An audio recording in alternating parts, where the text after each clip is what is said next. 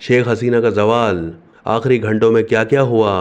کیا کسی بھی قیمت پر پیچھے ہٹنے کے لیے تیار نہیں تھیں؟ ملک چھوڑنے پر کیسے راضی ہوئیں؟ 5 اگست 2024 کو بنگلہ دیش کے دارالحکومت ڈھاکہ میں لاکھوں مظاہرین وزیر اعظم کی سرکاری رہائش گاہ گونو بھون کی جانب بڑھ رہے تھے، جن کا صرف ایک ہی مطالبہ تھا: وزیر اعظم کا استعفیٰ۔ مظاہرین کا ایک سمندر تیزی سے قریب آنے کے ساتھ حکام نے اندازہ لگایا کہ وہ حسینہ واجد کی رہائش گاہ سے صرف 45 منٹ کے فاصلے پر ہیں، جس کے بعد بنگلہ دیش کی سابق وزیر اعظم کو ایک دردناک فیصلے کا سامنا کرنا پڑا۔ حسینہ واجد، جو سن 2009 سے بنگلہ دیش میں اقتدار کی کرسی پر قابض تھیں، انہوں نے بالآخر اپنے عہدے کو چھوڑ کر ملک سے فرار ہونے کا انتخاب کیا، لیکن مستعفی ہونے سے پہلے گھنٹوں ملاقاتوں اور فون کالز کا سلسلہ جاری رہا۔ ڈھاکہ سے شائع ہونے والے اخبار کی ایک رپورٹ کے مطابق اقتدار کو برقرار رکھنے کی کوشش میں طاقت کا استعمال کرتے ہوئے شیخ حسینہ آخر تک اپنی پوزیشن پر قائم رہیں۔ ملک سے فرار ہونے سے پہلے انہوں نے قانون نافذ کرنے والے مختلف اداروں اور دفاعی فورسز کے اعلیٰ حکام پر تقریباً 1 گھنٹے تک دباؤ ڈالا، جو پیر کی صبح 10:30 بجے شروع ہوا۔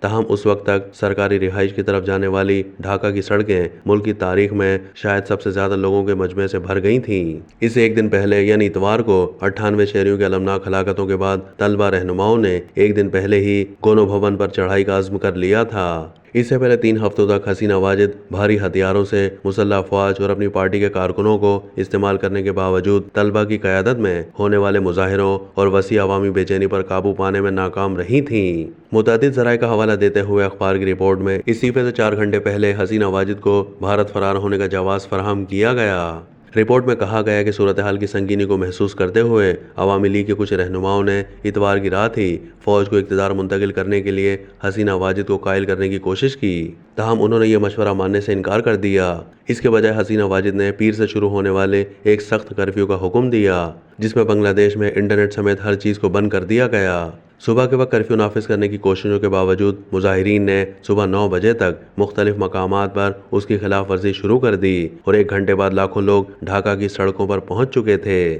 اخبار کے مطابق مختلف ایجنسیوں کے اعلیٰ سطح کے ذرائع نے انکشاف کیا کہ صبح 10:30 بجے کے قریب تینوں مسلح افواج، آرمی، نیوی اور ایئر فورس کے سربراہان اور انسپکٹر جنرل آف پولیس یعنی IGP کو وزیر اعظم کی رہائش گاہ پر طلب کیا گیا تھا۔ حسینہ واجد نے سیکیورٹی فورسز کی صورتحال پر قابو پانے میں ناکامی پر مایوسی کا اظہار کرتے ہوئے سوال کیا کہ وہ مظاہرین کے ساتھ سختی کیوں نہیں کرتے، جو قانون نافذ کرنے والے اداروں اور فوج کی بختربند گاڑیوں پر چڑھ کر پینٹنگ کر رہے ہیں۔ حسینہ واجد نے یہ بھی کہا کہ انہوں نے ان عہدیداروں پر بھروسہ کیا تھا اور اسی لیے انہیں ان کے اعلیٰ عہدوں پر تعینات کیا تھا، جس پر IG پولیس نے انکشاف کیا کہ صورتحال اس حد تک بڑھ گئی ہے جہاں پولیس کے لیے ایک طویل عرصے تک اس طرح کی سختی کو برقرار رکھنا ناممکن ہوگا۔ اعلیٰ حکام نے شیخ حسینہ کو یہ سمجھانے کی کوشش کی کہ صرف طاقت کے ذریعے صورتحال پر قابو نہیں پایا جا سکتا، لیکن شیخ حسینہ اسے ماننے کو تیار نہیں تھیں۔ لاکھ کوشش کے باوجود جب اعلیٰ حکام شیخ حسینہ واجد کو قائل کرنے میں ناکام رہے تو کچھ عہدیداروں نے ان کی چھوٹی بہن ریحانہ سے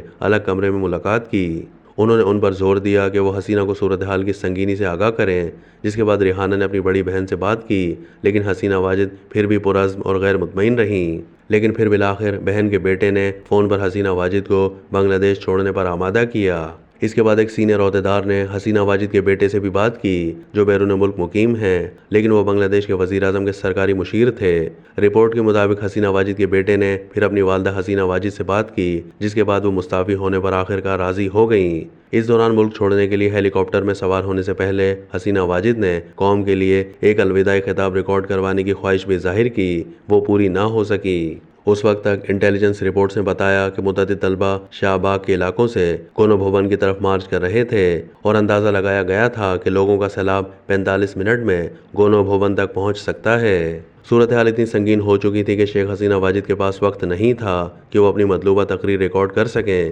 چنانچہ فوج نے انہیں اپنی روانگی کے لیے 45 منٹ کا ٹائم دے دیا، جس کے بعد شیخ حسینہ واجد اپنی چھوٹی بہن ریحانہ کے ساتھ اپنی سرکاری رہائش گاہ سے متصل تیج گاؤں ایئر بیس کے ہیلی پیڈ پر پہنچی، جہاں ان کا کچھ سامان ہیلی کاپٹر پر لدا ہوا تھا۔ شیخ حسینہ نے اس کے بعد صدر کے گھر بونگو بھون پہنچ کر اپنا رسمی استعفیٰ دے دیا، جس سے بنگلہ دیش میں ان کی 15 سالہ طویل حکمرانی کا خاتمہ ہوا۔ بنگلہ دیشی اخبار کے مطابق شیخ حسینہ واجد کی رخصتی شاید ایک دور کا خاتمہ ہی نہیں بلکہ بنگلہ دیش کے لیے ایک غیر یقینی اور پر امید باب کا آغاز ہے، کیونکہ اس خلا نے اب بہت سے امکانات کو جنم دیا ہے۔ شیخ حسینہ فرار ہونے والی بنگلہ دیش کی پہلی اعلیٰ ترین رہنما ہیں اور ڈھاکہ میں ان کے آخری گھنٹے اتنے ہی ڈرامائی تھے جتنے ان کے اقتدار میں آنے کے تھے۔